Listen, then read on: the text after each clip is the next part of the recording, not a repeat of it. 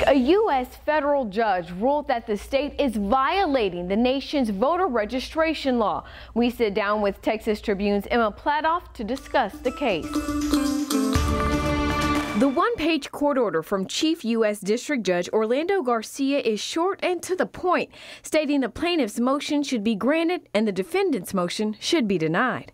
Good morning. Hi, Ashley. How are you? Emma Platoff, a reporter for the Texas Tribune, helped cover the case. First and foremost, tell us about the lawsuit the Texas Civil Rights Project filed against the state. So the Texas Civil Rights Project sued the state of Texas in 2016, arguing that Texas wasn't complying with a federal law called the National Voter Registration Act, which says basically that when you are applying for or renewing a driver's license, you can register to vote at the same time. What exactly was the problem then for the Texas Civil Rights Project? The problem in Texas is that while you can renew your driver's license online, you cannot register to vote online. And the Civil Rights Project claims that this caused a lot of confusion. Voters thought they were registered, but they weren't. When they showed up to the polls, they couldn't vote. And they argued also that this violated this federal law, which stems back to 1993. And explain to us exactly what you see when you are online, because the state said, not so fast, we do offer an option.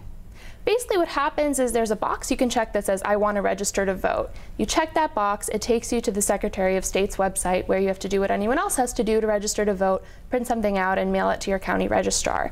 But the Texas Civil Rights Project said that this confused a lot of voters. They thought that they were done, they didn't think they had to mail anything in, and that's what sort of led to this lawsuit. U.S. District Judge Orlando Garcia out of San Antonio is who heard the case. What did he rule? He sided with the plaintiffs, so he said, yes, I agree with you, the Texas Civil Rights Project. Texas is violating this federal law, and he's expected to, in the next week or so, give us a little bit more information about what kind of remedy the state might have to put in place.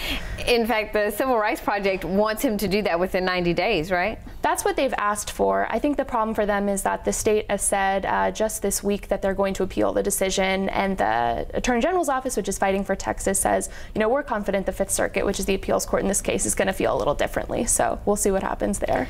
This is just another ruling in sort of a long list of decisions coming out against Texas and the way that we handle voting in the state. Talk to me about some of those other recent decisions when we have redistricting, we've got this, there's a lot of them. There have been a lot of rulings against Texas in recent years. The redistricting case is set to be heard by the U.S. Supreme Court just later this month. There are also cases on, you know, voter ID and what voter ID people have to bring to the polls. So I think most of these are still pending. There have been some bad rulings for Texas, but a lot of it's still sort of to be seen. What's even more interesting is that Texas has some of the worst voter turnout rates in the country.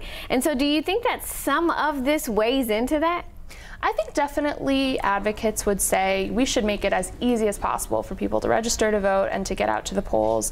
The other side of the argument, which is largely Texas has said, we need to protect against voter fraud in any way we can, and some people argue that online voter registration can be kind of a problem in that area. But do you see a larger problem with voter fraud? We know during this past legislative session they passed different laws. They tried to correct the voter ID. They also looked at some fraud cases that had happened, but is it really widespread? I think it's not as big a problem as sometimes we're led to believe. We've seen that kind of at a national level as well, but there are investigations ongoing into these kinds of allegations. And so what do you think the broader impacts of this could be if Texas has to allow people to register to vote online? Yeah, so it's an interesting question. Texas is one of only 12 states that doesn't allow for online voter registration currently, so definitely in the minority there. The question here is whether having to let people register to vote online while renewing their driver's license would kind of open the floodgates to online voter registration more broadly, which a lot of people would be in favor of. Why do you think that the state doesn't want that or doesn't want to allow that to happen?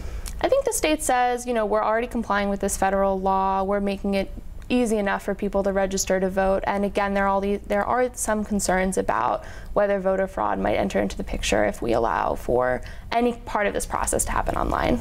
Something you'll be watching, I'm sure, as we continue. Certainly. Judge Garcia could make a ruling within the next 2 weeks.